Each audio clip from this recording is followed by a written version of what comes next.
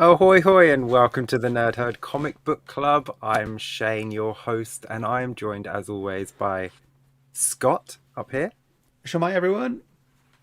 and Phil up here. All right. Everyone all right? All good. Good. To this week we are reading my pick, which was Pretty Violent from Image Comics from 2019. Yes, I picked that. Unfortunately. You say unfortunately. Pretty Violent was written and drawn by Derek Hunter with help from Jason Young, with colorist Spencer Holt, and letters by Derek Hunter as well, I believe. Yeah. He did He did a lot of it. He did, yeah. He was like Scotty Young on this book. He's like the Scotty Young of Pretty Violent. Yes. So before we jump into it, I wrote down a synopsis that I'm going to read, a full synopsis for this book. Are you ready? Mm-hmm. So, Pretty Violent tells the story of Gamma Ray, a young girl with amazing superpowers that wants nothing more than to join the Saviors and work for maximum profit. Unfortunately for Gamma and everyone around her, she has a bit of a temper and isn't great at saving people. In fact, she's more likely to get civilians killed and maybe a hero or two. On top of that, her whole family are actually supervillains. So, yeah, there's that. Even when Gamma gets her wish and joins the Saviors at their headquarters, the Savior Complex, we find out not everything as it seems. Between crushing bad guys and crushing on the mayor's son, Pretty Violent more than lives up to its name. What do you think? It's a lovely synopsis, but Right. it's beautifully read, beautifully described. I wouldn't say lives up to its name. It's a pretty violent book. Yeah, right. Okay, fair enough. Yeah. Your synopsis there is the best part of this book. Oh, thank you very much. That's not a compliment for the book, though. It's a compliment for me. I'll take a compliment wherever I can get it. Before we jump in, I am now. I've been complimented. Before we jump in and see what you thought, let's just see who's in the chat. We've got Pete from Triple G Comics. He's first in the chat. Well done, Pete. Boy.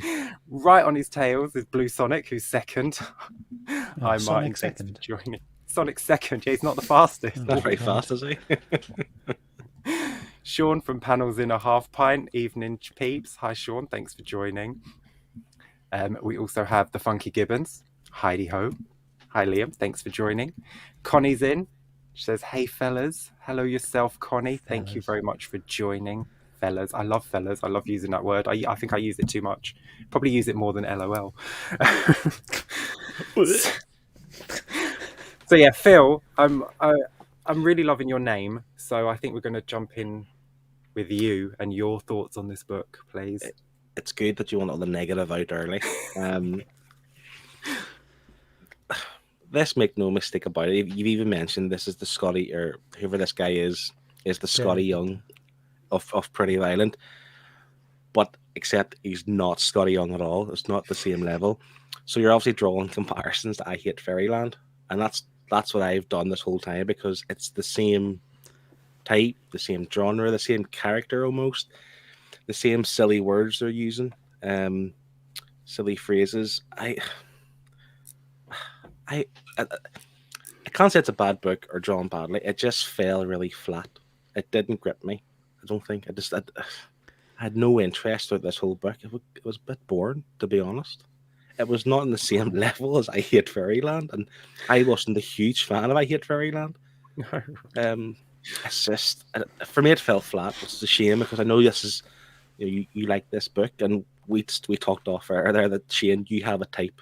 Like, this is your type, and I feel bad for slating it, but it didn't strike a chord with me, unfortunately. I get that not every book is for everyone, and as long as you're honest, don't feel bad about your opinions. Never feel bad about them. I'll just try to be too brutal, but no, be as brutal as you want. It's your turn this week. I hated this book. It was awful. It was terrible. Scott, how about you? Not too far off Phil, to be honest. There were little bits which I kind of found funny, but I found myself comparing this to, again, I Hate Fairyland, and kind of crossing that with Invincible as well. Kind of just that like over the top, very graphic, deaths and guts and entrails and skulls exploding and zombie people and everything was just very graphic. And I think that was, I don't know, like, I feel like because of the way it was drawn, it was very cartoony. I felt like it was the wrong kind of vibe to be that violent and that graphic with the kind of deaths, and I just thought it didn't really match the style that it was that it was. But yeah, I did. I wouldn't say I struggled to read this. It was quite a quick read, quite an easy read. The writing was quite I don't know, basic. The dialogue was quite, it wasn't, you didn't need to read a lot into it, it was just, this is what's happening. But then saying that, you did tell me before we went live, Shane, that I have missed a few puns and stuff, which we'll go on to later. Yeah, and I think the biggest issue I had with this was the fact that it felt disjointed between each issue. Like, it didn't really seem to flow as how I would have expected it. Like, I know there's a month difference, and maybe they were trying to kind of play with that when they were releasing issues and stuff, but I don't know, as a trade, I don't think it did it well. Fair enough. I don't think you're alone there. We have Connie in the chat who says, I've only read 2 issues, so I don't have much to say, which kind of echoes, which is the opposite of Sean, who says, I read the 6 today. I have thoughts. And one of his thoughts was, it was a long 6 issues, which is kind of the opposite of what you said, Scott, that you read it quite quickly. I didn't feel that it was long. I feel like it means maybe longs and boring. Get to the point. Drag, yeah. Get something exciting happening. I didn't. think give us some positivity. Like, what did you think? I mean, this came out after I Hate Fairyland, obviously, so there was that gap in the market. Scotty Young had done it for 20 issues. He'd done the over graphic violence in a cartoony world, and I think because that was such a big hit, Image wanted another one. And so what do? You've done the Fairyland thing, now obviously you've got to do the superhero thing, and like you say, Invincible, another Image title, so why not tie that into I Hate Fairyland in a way, and do that in the overly cartoony graphic way that I Hate Fairyland did. I think it works. I mean, the title, it's called Pretty Violent. Yeah. It's not cool. It does what it says on the tin. Flowers and rainbows. It's called Pretty Violent, and she's standing on a pile of dead bodies. So it sort of gives away what you're expecting. Yeah, Batman. But I think it was done really well. I think because it's not just about this girl that wants to be a superhero. It's about the family as well. Like, yes, her brother and her sister are supervillains, but they still love her enough to help her become a superhero. That would be a hero, I know. Yeah, I don't like. At the end, you do kind of find out that they're doing it for a different reason. But as it's going along, it seems like they actually do care about her, and they do, because they don't want to hurt her when they fight. They don't want to make her feel bad. They keep giving her chances to stop, and it is a family that does care. And it's weird in a book like this, which is just swear words and jokes about boys in wheelchairs, and you kind of have to weigh the positives and the negatives, I think. Going back to when you said about the gap in the market, and it's trying to be like I Hate Fairyland, and so they kind of just kept with that kind of gruesome art and stuff.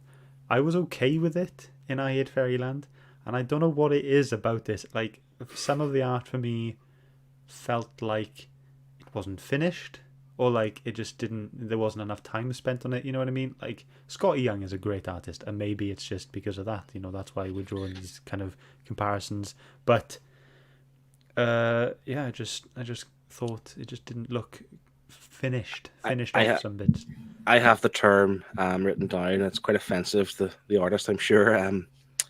It's a cheap knockoff, essentially, of I Hate Fairyland. Not saying it's bad, but it's nowhere near the same level. But you can tell it's trying to be I Hate Fairyland, but it's just not at all. Because I Hate Fairyland had more detail, and it's like the guts and the whatever else come out. There was more detail in I Hate Fairyland stuff. Like even if you if you recall the picture I picked for I Hate Fairyland, like the jar of pee, it had more detail in it. Like this You say it this just jar of pee had more detail than the whole exactly book. Oh my exactly. god.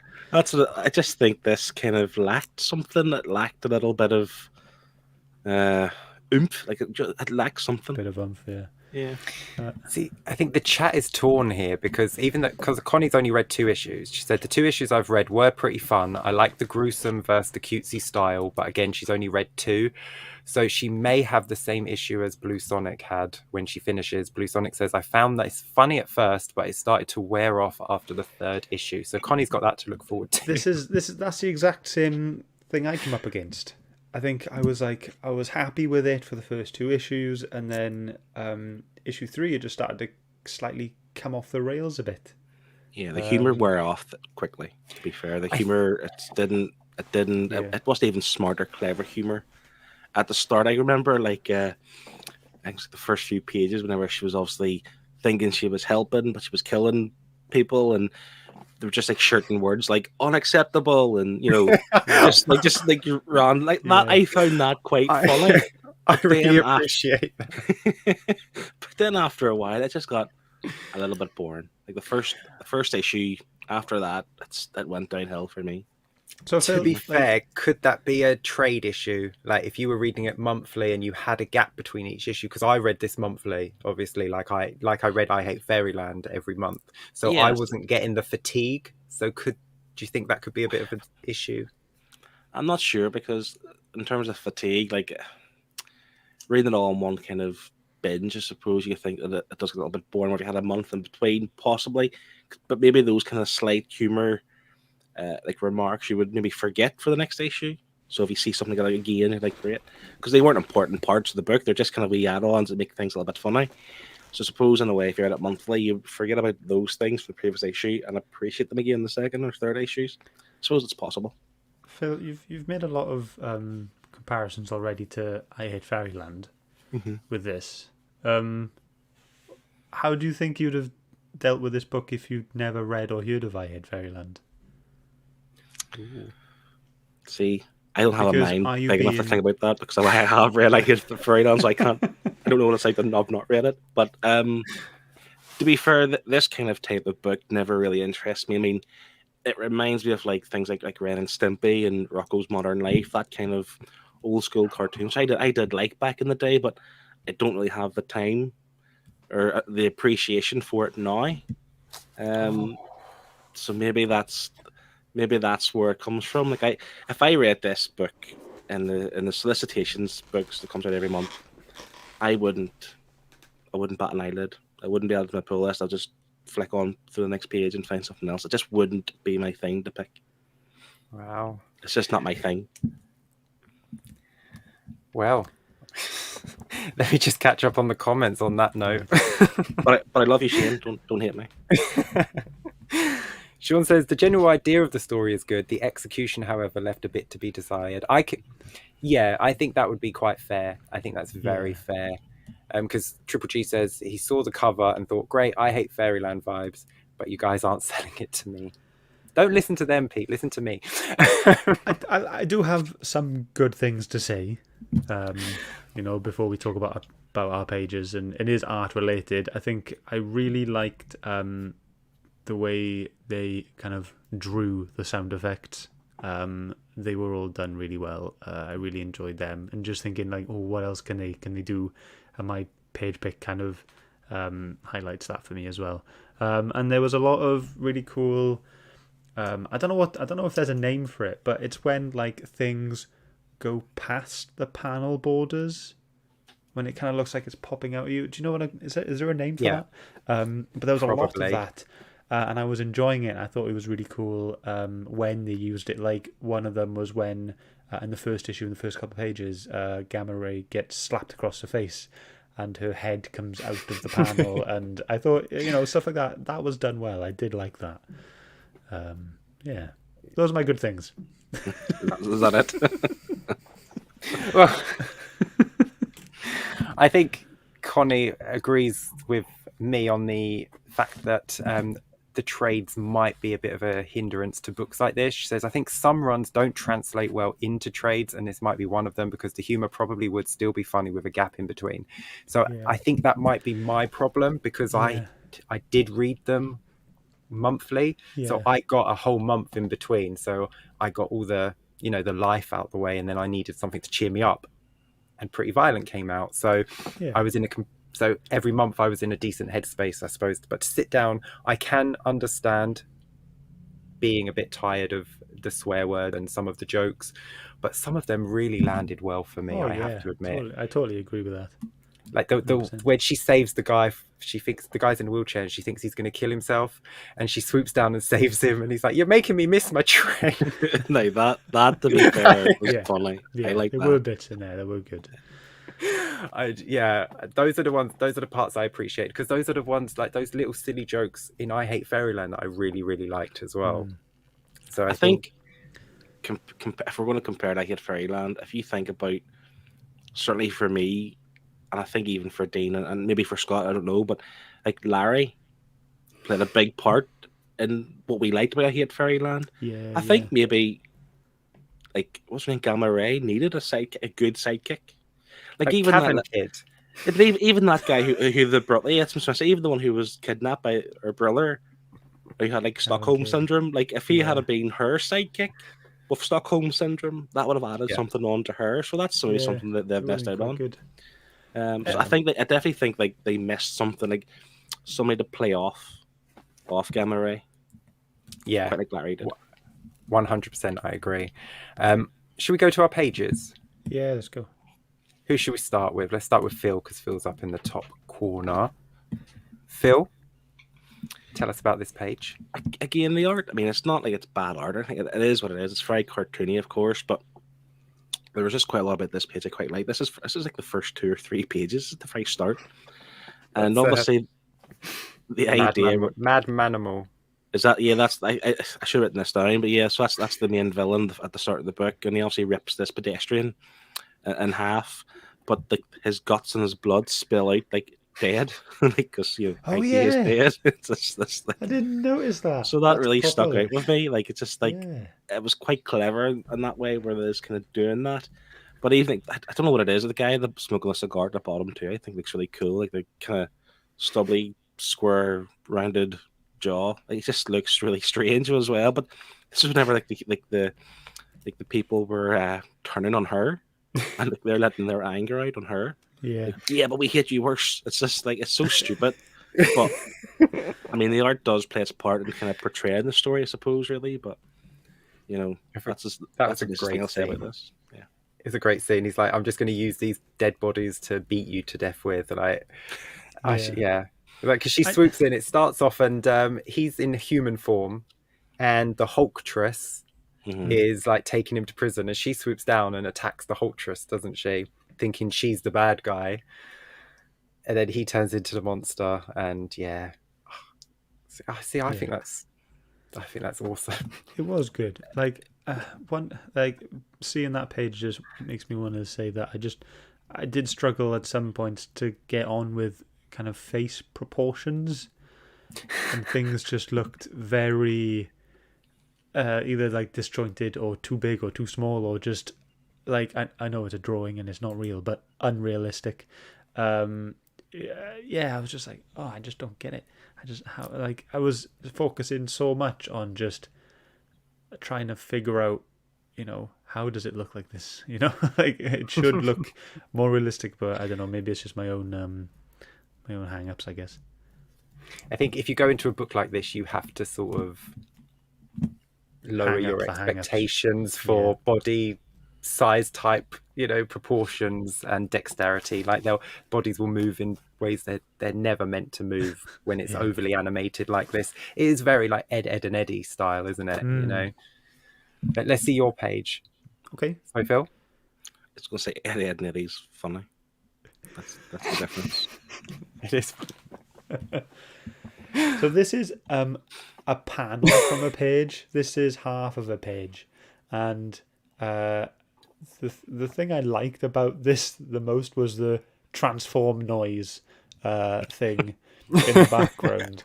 I thought it was, the design of that is absolutely brilliant, and it just reminds me, the Transformers where it goes, and it's kind of like that's all I had in my head. But when you see the word transform noise, that's kind of I think a lot of people are going to go for that kind of noise.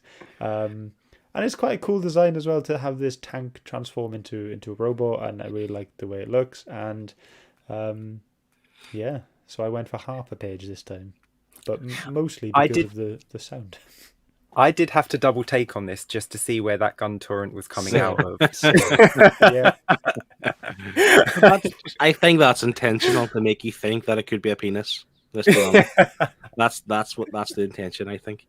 But what I like about this too, in the panel before this, she had got one of the guards, whatever they are, and like squashed his face against that turret. The point where his teeth and his like jaw was like on the other side of it, his teeth were hanging around it and stuff. Like, I quite like that level of funny gore, I'll call it.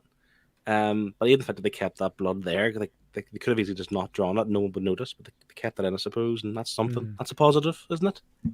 It's a positive, yeah. But I love the fact that it does just say transform noise. It's those little jokes, the ones that you could absolutely miss, that I appreciate the most, because you could just completely, like, some people don't even read sound effects on pages, do they? They just go straight past them. Yeah. So to put a joke in there like that, knowing that half the readers could actually miss it. Before you go into your page then, speaking of missing stuff, so tell everyone now what you told me before we went on, what I had missed and what I didn't understand, just in case everyone who has read it also missed that and doesn't understand. Okay, so in this world, the superheroes are called the Saviors, and their headquarters is called Savior Complex, as in Savior Complex, as in, like, they you two didn't get complex. That. Yeah, you two didn't. Yeah, I never caught on. It's just, I think that was maybe the point that I was a little bit disinterested at this point to kind of pick up on things like that. You know, fair. Well, but you also didn't pick up on the fact that the leader of the Saviors is called Maximum Profit, and he is a sponsored, paid for by the government superhero in it for the money. Maximum Profit. Yeah. I think I just took it too literal because his name wasn't spelt like profit as in money profit. It was spelt as in like, our HPHET, yes. Yeah. So I think as well, I was just taking everything as at face value, and maybe I was, on the same boat as Phil. Maybe just got a little bit disinterested in whatever. Fair enough. That's completely fair. I understand. My page I picked because it made me laugh the hardest when I turned the page, and I saw her giving a titty twister to a giant crocodile monster. I hadn't even noticed that. Is that what's happening? She's got her by the nipples and she's twisting them. Oh my god. It just made me laugh so much. I absolutely loved it. And it's the fact that her brother's giving her all this info on all these supervillains so she can beat them really quickly. And then, like, the girl's like, why do you carry a flashlight, like, to beat the giant bat? And she's like, don't worry about it. It's like, it's just such a cool panel. Like, the top panel, the whole page is just a fun page, but that top panel really, really just, I totally forgot about it, obviously reading it back in 2019, and then I read it again and I turned the page and I just burst out laughing again. Like, she's proper getting in there, like the crocodile's got tears in his eyes, and I thought that was awesome. Before we go on to the writing, just want to say hi to Andy from Perpetual Comics. Thanks for joining. But yes, so the art, I mean, it's pretty hit and miss if you're not a fan of this style. It's not Scotty Young. I know I keep comparing it, but it is not Scotty Young. But it is very overly animated, and I quite enjoy that style for a fun book. If it was serious, then I'd want a more, tonal shift in the art. But because it's a silly, fun book, I'm fine with it being overly animated. But yes, so I think it's pretty hit and miss with you guys as well. It definitely has that kind of like Cartoon Network crossed with Adult Swim kind of vibe. With if this was going to get translated into a TV show, it would definitely be something you would see on Adult Swim. Yeah, 100%. So that's the art then. Oh, to be fair, if it was to be translated into a TV show, I wouldn't watch it. I just don't think it would appeal to me in any way, shape, or form to watch this. I would rather watch Star Trek Discovery again, and that's saying something. just threw up in my mouth a little there. Whoa. Exactly. Whew. No one would ever watch Star Trek Discovery again. So yeah, I feel like I've offended you with my book choice. I feel like you haven't. The book has. So we'll move on to the writing then. Okay. Since Scott, I quite liked what Connie said earlier about the she doesn't think that the some runs don't translate well into trades and all this, and I totally agree that this is one of those situations. I mean, if you look at Once and Future, for instance, I feel like those have been written with like trades in mind, to be like it's one massive continuous story that starts from where the last issue left off. But then this, there are jumps and gaps in time between each issue, and I think that was something that was kind of jarring me a bit. So yeah, I think that she's nailed it on the head with that. And I know I've said earlier I kind of struggled with the flow of each issue, and I think the family dynamic, I just didn't understand it. Like the whole, we're all supervillains, but then you want to be a good guy, and then they supported that they wanted to be a good guy, but then they would get in the way of her doing good guy stuff. I just didn't get what kind of page they were on.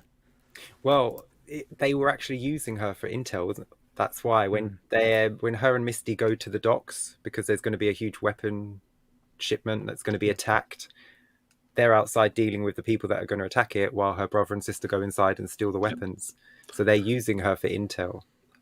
But I had the same problem as Scott, and one of the notes I had written down was that her sister constantly attempts to like reason with her to get on the same page and whatever else, but then she's just quick to like turn on her again. Like there was literally a scene where she's like, "I'm trying to help you and do what's best for you."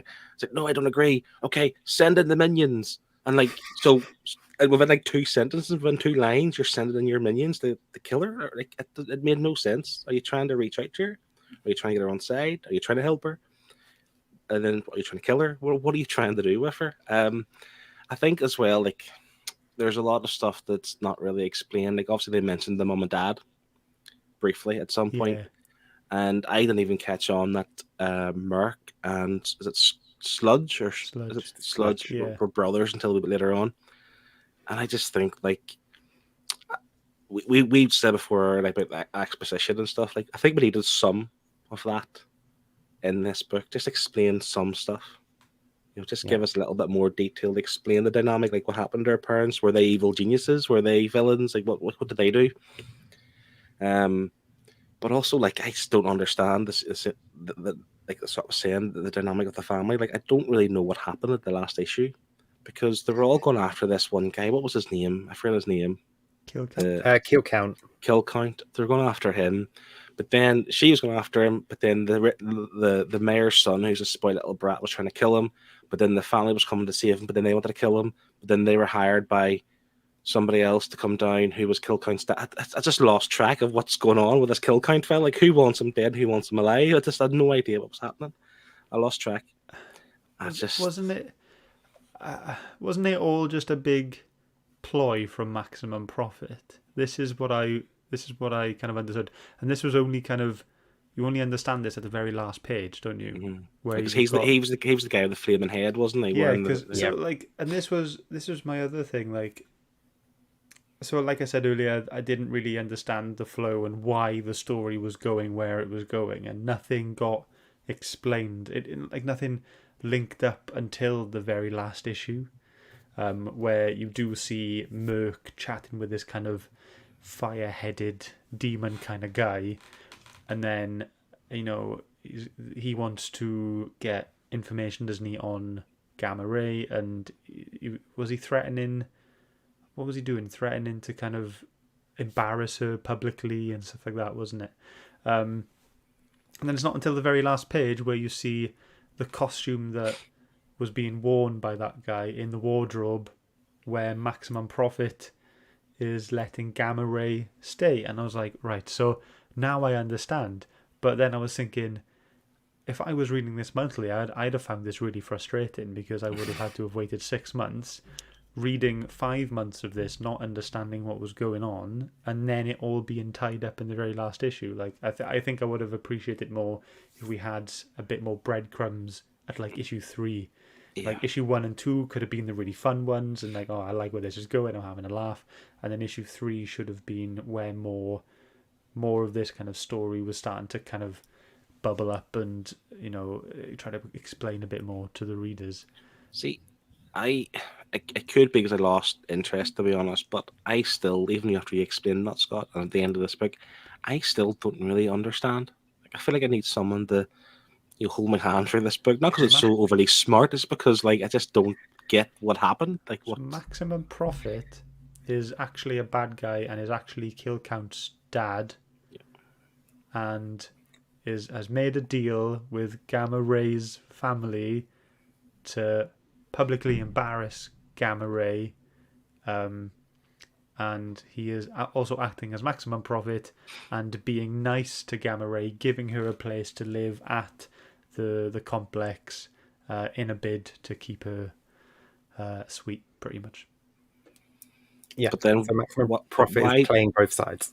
Yeah. Why try and embarrass Gamma Ray? What's like? She's a nothing. She's not. She's not a big. Well, she's. I suppose she does go through a spell where she becomes like a big star, like like a superhero stardom type of thing, doesn't she? But like, why try and embarrass her? What's? He wants his son to be this big bad guy, doesn't he? So he wants his son was supposed to fight her. She was supposed to lose because she'd signed a contract with Merc. Okay. But Gamma Ray being Gamma Ray, she's like, I ain't losing a fight to you. And so, okay, now I get that. That makes sense now, because I remember that part where she was meant to lose and didn't want to, but it was in the contract she made with Merc. Okay, now I get it. Now you've explained it to me. But reading the book, doesn't get explained to the last issue, but even then, it didn't really make sense. It didn't seem like, is that it? Like, it didn't feel like it would. Yeah, it was a really simple way to connect all of this by just showing in that page the costume. Like, I was like, why is that costume there? And I flipped back to the first page of issue 6, and I was like, right, now this whole story makes sense. But I'm so annoyed because I've had to read this whole story for it to make sense. yes. And I think, there should have been more Maximum Profit and more Flaming Head Guy throughout the book, because he's not named. Yeah. We don't know what his supervillain name is. But if there was more of them sprinkled throughout, and you see Maximum Profit doing a few little sly things, Yeah. And then you see the Flaming Head Guy, maybe, I don't know, fighting a superhero but not killing the superhero because they work for him as well. Just something to just tie it in a bit more than, oh, by the way, Maximum Profit's the bad guy you saw at the start of the book. Yeah, just give me something to mentally chew on. That's all I wanted. That's all. Mentally chew on. Yeah. Mark's joined us. Thanks for joining. He says, I haven't read this. It looks like a rip-off of I Hate Fairyland. Even the cover looks like a rip-off. And from what you guys are saying, it's a poor rip-off I'll avoid. It's basically Deep Impact. This is the Deep Impact of the Armageddon scenario. I hate Fairyland. This is the Star Trek Discovery to Star Trek's Next Generation. I wouldn't even go that far. That's maybe a bit too far of a stretch, but yes. So we've got a few questions in the comments about the story continuing. Yes. Now, Connie says she thinks there's 12 issues. I was under the impression there was 11. Are there 12 or 11? 11 is out. I think 12 is coming out shortly. But yes, this is still going. Is still a thing? It's ongoing. Yes, because Blue Sonic there asks, does the series continue as it's volume 1? Blue Sonic also wants to know if I've read on. I have, but no spoilers. You still collecting? Of course I am. Has it been delayed, or has it been coming out regular since, like, No, when was issue 11 out? I couldn't tell you. Like, I was going to say, is there been a It's- big gap between issue 11 and Well, 12? there must have been, because issue 1 came out in 2019, and it's Yeah, no, I 2022 think now. there was a bigger gap between volume 1, but like after issue 6 to issue 7, like they stopped. That was the end of that volume, and then there was a bit of a gap. Now it's continuing.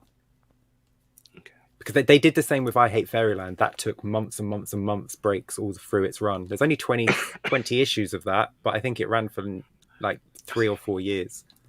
I don't mean to be rude, but would it take that long for a professional artist to draw this stuff? Like, I don't mean to be a dick, but I just get the impression that you could draw a page of this in a night. You know, I don't. In his defense, he is writing it as well, so you kind of, this is what's okay. Half a day writing, half a day draw. Like, do you know what I mean? It's just, I just don't think there's. It doesn't look like, even Scott mentioned at the start, like it looks like it's rushed, or it looks like it's hurried a little bit. Like, it doesn't look like you're spending hours creating this. So why the delay? Maybe he went on to write other books as well. Scotty Young was obviously doing a lot of covers for Marvel at the time of I Hate Fairyland, so that's why there were so many gaps for that series. Maybe this writer, artist, maybe they're working on other things. I just hope they don't watch this, because I don't mean to be really harsh. I'm not criticizing your profession. It's just an untrained, uneducated person knows nothing about writing books or drawing books. I just think this would be really quick and simple to do. But that's just me. Exactly. Sorry if I offended anybody. Liam says, I have to say I was looking forward to reading this, but unfortunately didn't get a chance to. Yet another lucky miss based on what you guys are saying. That's what we're here for. That's what we're here for. We read the book so you don't have to. No, but I think you should, Liam. If you enjoyed I Hate Fairyland, I think this is in the same vein. It's a completely different genre because it's not fairy tale, it's superhero, but it's in the same vein, isn't it? And that vein being over the top, violent, sweary, funny, rude. And that's it. Yeah. If you like that, you'll have a great time. Yeah, if you're a 9-year-old boy, you'll like this book. See the cutesy element though that I Hate Fairyland had, like Mother Fluffer and stuff like those kind of things. It's missing here, and I mentioned obviously Larry as well. Like, there's definitely a huge kind of what's the word I'm looking for? Like, it's way off the mark. Like, if it needed more, it needed a Larry. It needed more kind of cutesy names, cutesy ways to word things. It didn't. What they tried about their terminology didn't hit the mark, in my humble opinion. Yeah, I mean, I'm not overly excited about many swear words in my books. I did think at times they were a bit too much. They did rely a bit too heavily on swear words. I don't think they were overused, because I do think they fit in the context of what was happening. But I do think there were too many for me personally. I've got no problem with swearing as long as it's in context and there's not like just swearing for the sake of swearing. Can we just say hello to Peter, who's joined? Thank you. Happy Wednesday. It was a happy Wednesday. It was a happy Wednesday till these two started ripping into my choice. And Liam has a question for you, Scott. He says, will I like this? Based on... That's a no, basically.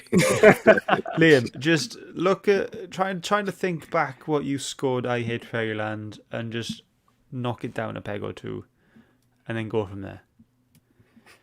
I'm saying this because I know Liam so well, and this is what I think Liam... Yeah. Maybe. Or if you really liked I Hate Fairyland, knock it up a peg or two.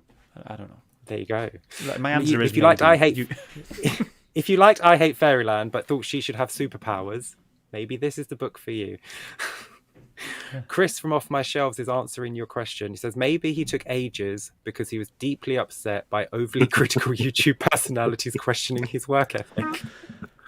Overly critical? It's the first time I've ever been critical. Come on. To be honest, First time you've been called a YouTube personality. Yeah, personality is a bit of a stretch, I think. I have none. Yeah, you're right. We also have Chris Bell in the chat. Hi, Chris. Thanks for joining. Says the more you make this sound bad, the more I want to read it. Have that 9-year-old boy mentality. I'm so in. There you go. See, Every book is Something for someone's everyone. favorite, and this could be yours. But yeah, I completely agree with both of you, though. As much as I enjoyed this, I can completely see your points. It makes perfect sense. I think for me, it might be a little bit of nostalgia for I Hate Fairyland, and missing I Hate Fairyland might be why I like this so much. Like, if I Hate Fairyland was still going, would I even read this? I don't know.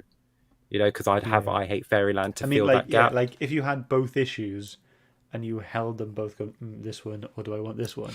You're gonna go for I Hate Fairyland. 100% every time. Yeah.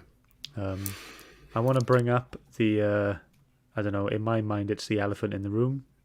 I absolutely hated the fact that there were dead animals having sex in this book. Yes. That was hugely disturbing. I'll just say it bluntly. I hated that. That was the worst thing I've ever seen. Like, that to really add a little context, there's a character in the book called Misty Meadows who can control animals. And before she became a superhero, for fun, she used to make animals have sex. And she used to have them have sex interracially, like different species, didn't she? Like, she would mix the two species for fun. For fun. But why is this a thing? Why is this playing part of your thinking to include in your book?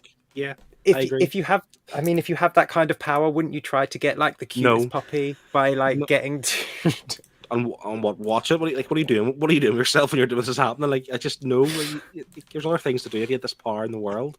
Why the first thing you're going to is having animals? Like, we're not talking about like two horses or two dogs. We're talking about a horse and a mammoth, and the horse is attempting to hump the mammoth and couldn't quite reach it. Like, it's just it's ridiculously over the top nonsense. She does do that at the end when the zombie animals attack. She can't control the zombie animals, only live animals. So she has her live animals begin to fornicate with the dead animals. And they enjoyed it. The dead animals were enjoying it. There were little love hearts coming out of some of the monkeys, right? I don't get it, man. Why is that a thing? Is that entertainment? I mean, I think it was...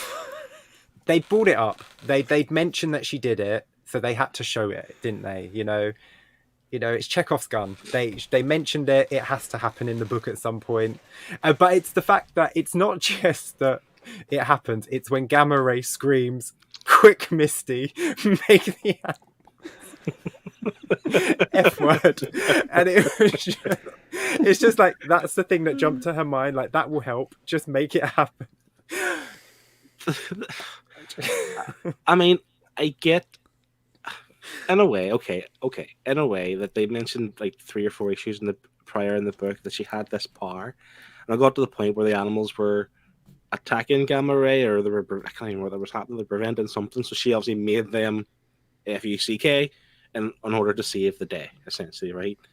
But there's literally 1,000,001 different ways you could save the day and not have like dead animals. But would it be one of those 1,000,001 ways? Would it be as funny as watching a horse try to hump a mammoth? This wasn't funny at all. Yeah. Sorry. But how about when the mammoth was humping the school bus and all the kids were in the school bus screaming for their mums? I'm only laughing because you're laughing now. Yeah. I didn't find it funny myself. I am laughing at your enjoyment. I have a terrible sense of humor. I have a really crude sense of humor, so it got me. I'm not gonna lie, it got me. Especially the smile on the monkey's face. You only see his face, so you can't see what's going on behind him. But he's got a big grin on his face. Can I just raise this comment from Andy, which made me laugh? Noah would have a field day with this comment. That's the funniest line in this whole atmosphere of this book. That's funny compared to the book. Sorry, Shane. No, absolutely fine. I know this kind of sense of humor is not for everyone, but it is for me. I have a really stupid sense of humor. Silly little things like that make me laugh. Not gonna lie. So yeah. Anything else on the writing? I've seen a comment there that's disturbed me greatly. Yeah. No. There's nothing really else. Nothing really much else I want to bring up, to be honest. I think I've said everything I want to say. Well, Mark says, why didn't you mention this before? Uh, Necrophilia, bestiality. Now, I mean, is it bestiality if it's two beasts? No.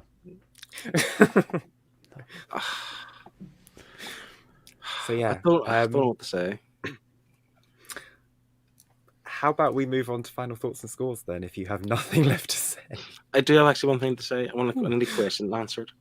So, what exactly was her superpower? Just the punch? She could fly around a bit. She could fly. She was fast. I'm pretty sure she was like invincible, wasn't she? She had whatever powers he has, like super strong. She was invulnerable. I know she got punched a few times, but she was never damaged. Yeah, but one of those little finger traps. That's so stupid. That was funny. Come on, that was funny. What I did like about that part when her finger was trapped and she turned around and says to Misty, whatever, make the animals do whatever. Quick, make the animals. And then the audience turned. Oh, they're all perverts. Like straight away, they all turned on her. Rightfully so, because that is perverted, of course. But yeah, I don't know. I thought that was great. At least it wasn't like, her weakness wasn't a rock from outer space, or just a bullet. Like, that would make more sense. Batman. No, come on, that was funny. A Chinese finger trap. That was funny. But how did he get it on her? Well, that happened off panel. Exactly. That's the problem. There's too much that wasn't really explained. You needed something to explain something. Even if she was like knocked unconscious for 5 seconds, he got her 2 fingers and put it in. That would be okay. Yeah, but I think she was invulnerable because when Fire Tyrant spits fire at her, burns her hair, but her skin's fine. So I think she's invulnerable, like invincible, isn't she? Power-wise, Yeah. She's the strongest superhero in the book. I mean, she just punches through everyone. Yeah, maybe it's like One Punch Man. So, if anyone knows that.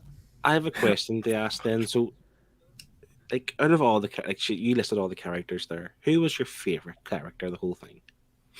My favorite character, with design-wise or overall character? Just overall, who were you drawn to? As someone who would pick out the line and say, "I like this person. I want to buy their action figures or wear a T-shirt with him on it or whatever." Cavern Kid. Definitely Cavern Kid.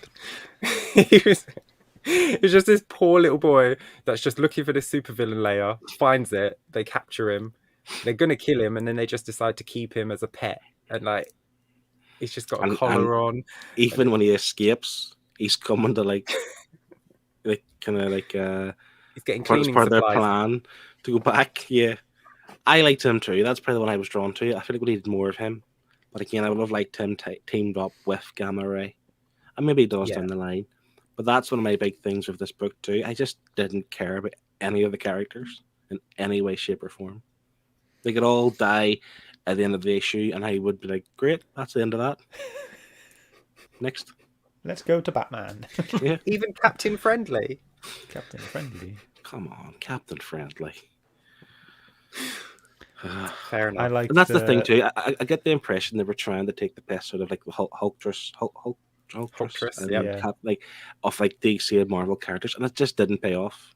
Maybe they didn't want to be too close to the bone. They didn't want to have too close of a look, for example.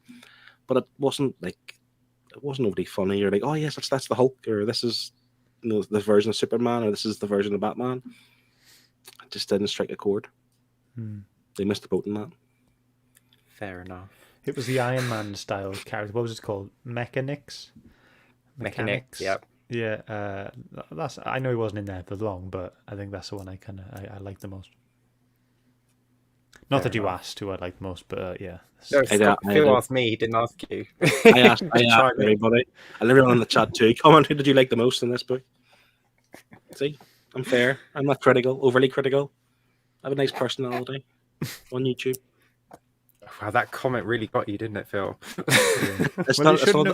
You shouldn't call yourself pretty boring then. It's not the comment. It's who it came from. That's what hurt the most. Oh.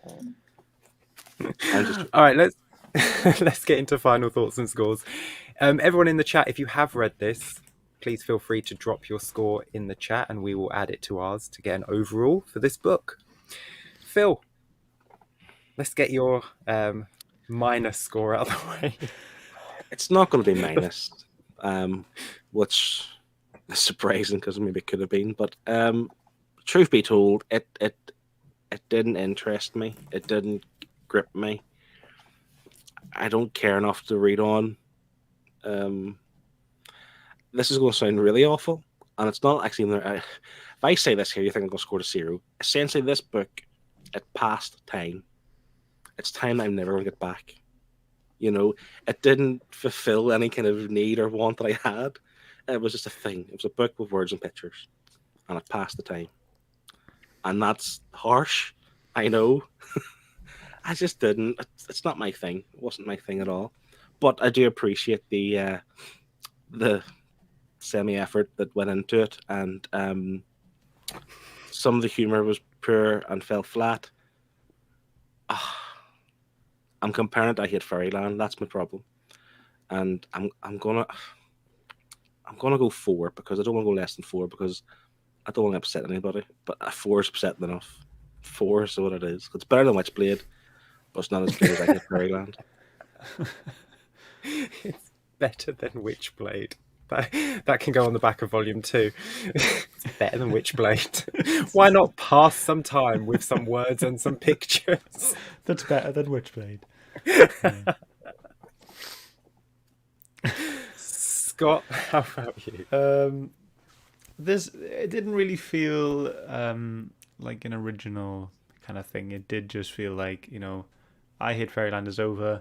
Let's take this, let's mash it with Invincible, and let's have this. Let's have this. I didn't really enjoy Gamma Ray's mentality sometimes. I know morals. She was quite disablest in some bits, and that bothered me. Yeah, I just and it just makes me think like about the writer, and I'm like, I just don't think I'd get on with you, to be honest. Like if you're writing this way and making these kind of jokes about dead animals and all this, I don't know. It just felt, a lot of it just felt very insensitive, and maybe I'm just too woke. But it just bothered me. There were some funny bits. There were bits I did enjoy. You know, I did have a laugh with it. The first 2 issues especially I found quite funny, and then sprinklings of humor here and there for the rest of the story. But it just overall it just went a bit too far for me sometimes, and I think that's what kind of pulled me out of enjoying it so much. And I'm scoring it the same as Phil. It's going to be a 4 from me as well. Ooh. Low scoring. I agree with what Scott said too. I wouldn't want to have a pint of Guinness for these people just because I don't think I would get on board with them. Actually, I want to say it too. I want to say I would definitely have a drink with these writers and creators of this. Well, would you pay for it, or would you make them pay for it? I'd pay for it as long as they were signing my copy of Pretty Violent. No one would want to buy that. I wouldn't want to sell it. So I enjoyed this. This is for me, this book. I love this over exaggeration of animated art style. You know, the Powerpuff Girls meets, you know, like Invincible. That over the top gore, because then you don't have to take it seriously. When someone's eye comes flying out when they get punched, you're not taking it seriously. It's not like in The Walking Dead where you care, you know, because it's a cartoon. I enjoy the jokes, especially some of the background jokes, like Phil said, with them just screaming out, "You're unacceptable," like things like that. And the sound effect for the transformer just transforming noise. I appreciate small little jokes that were never meant to be belly laughs, but for me they hit so well, and I really enjoy that. Yes, it's a rip-off of I Hate Fairyland, the superhero version. No, it's not as good as I Hate Fairyland. The art isn't as good, the jokes aren't as good, but the jokes are funny for me. The character of Gamma Ray, she's just this poor girl that just wants to be a superhero. She's trying her best, and it's just not good enough. And is it not good enough because of who she is, because of her upbringing, or is it that she's just a horrible person? You just don't know. but I enjoyed it. It's not an amazing book by any stretch, but Nope. it is a book that I will read if I grab a coffee and I have an hour. I'll pick it up and read it again. You know, if I've reread I Hate Fairyland, all the volumes of that, and I want to read something else, it's not great. It's not a 10 out of 10, obviously. It's not even a 9. It's not an 8. But for me, I'm going to give it a 7.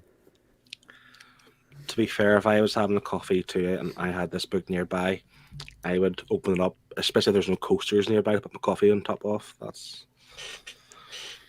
a bit too much, that is. Is it? Yeah. See, that's Yeah, the that's nature too of this book. It went too far. Just like I went a little bit too far. That was a pure joke. Just like this book. You can never judge me when I'm harsh on Klaus ever again. After the way you ripped into this. I can't. Klaus is amazing compared to this. Anyway. Do we have any scores in the chat? We've Did got anyone 2 read all scores. 6 issues? Yes, we've got a score from Sean. He says, scoring this a 2, didn't enjoy it at all. Ouch. All right, fair enough. Thank you, Sean. And then Sorry, we got Sean. And then we got Martin as well. I found it funny at first, but then it lost me. It was a quick read that reminded me of a bad Cartoon Network show. Then I just couldn't get on with it. It's a 4.5 from me. So I think that's all we're getting for scores today. At least you're not going to have to change the leaderboard, Scott. Oh, You're not going to have thank to God. change the top 10 leaderboard this Or- week. Any of the books that I think this is going to go straight bottom. Straight. So, Okay, so with the 2 and the 4.5 from the audience, we have an average of 3.3 from the audience, and then combining that with Phil and my 4s, and then Shane's 7, it gives us a grand total of 4.6. So let's take a look. Let's see where this comes on the leaderboard. Is it in the top 10? No. Well, there it is, just for you guys to see anyway. And then this is where it will be. It will actually be in pushing Nameless and Onslaught Unleashed down to 18th place. Oh, So it'll be sitting in at 18th place. it's not the worst book we've read this season. Wow. Shocked. Shocked, I'd say. Well, I not that feel like an idiot of laying this another chance. So you were accurate then, Phil, when you said this is not as bad as Witchblade, because didn't Witchblade get like a 3 or something on our like a leaderboard? 2, Yeah, it scored low across the board, didn't it? Yeah. Yeah. It's not as bad as Witchblade, but it's. And I think that's a fair score in all fairness. Like I scored it with 4. It's a 4. What did you say? 4.4? Is that what it is? 4.6. 4.6. That's right. Leo asks, "Will it be in the top 10?" And then when he realizes where it is, shock face. Connie thinks it might take top spot. Ooh. Before we say what we're reading next week, it's Liam's birthday next week. No, Liam's wife's birthday. Oh, sorry, it's Beth's birthday next week. So we want to wish. Sorry? And Blue Sonic. That's the comment that I read. My bad. Yes. I knew it was someone's birthday next week. I get very confused. Blue Sonic. Martin says, "My birthday next Wednesday. Please say we're reading something cool." We are. That's not for me to say because it's not my pick next week. Oh. Whose pick is it next week? It's mine. Shall we see what we're reading next week? Play the VT. Play the VT.